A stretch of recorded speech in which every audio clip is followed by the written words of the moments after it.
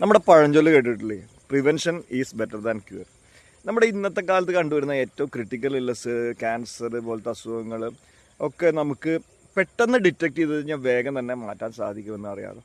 അപ്പോൾ നമ്മൾ അതിന് റെഗുലർ ചെക്കപ്പുകൾ, അതായത് ഇയർലി ചെക്കപ്പുകൾ ചെയ്യുന്നത് എപ്പോഴും എല്ലാവർക്കും നല്ലതാണ്.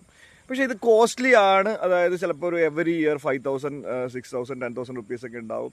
അഫോർഡ് ചെയ്യാൻ പറ്റുമോ എന്നുള്ളത് ചിന്ത വരുമ്പോൾ നമുക്കൊരു കാര്യം, നിങ്ങളുടെ കയ്യിൽ ഹെൽത്ത് ഇൻഷുറൻസ് ഉണ്ടാവുമല്ലോ. ഹെൽത്ത് ഇൻഷുറൻസിൽ എല്ലാ കമ്പനികളും free medical checkup every year കൊടുക്കുന്നുണ്ട്. ആ ഒരു ഫെസിലിറ്റി നിങ്ങൾ യൂസ് ചെയ്യുക. കാരണം എന്തായാലും പ്രീമിയം അടയ്ക്കുന്നുണ്ട്, അതിൽ ഫ്രീ ആയിട്ട് തരുന്ന ഒരു ഫെസിലിറ്റിയാണ്.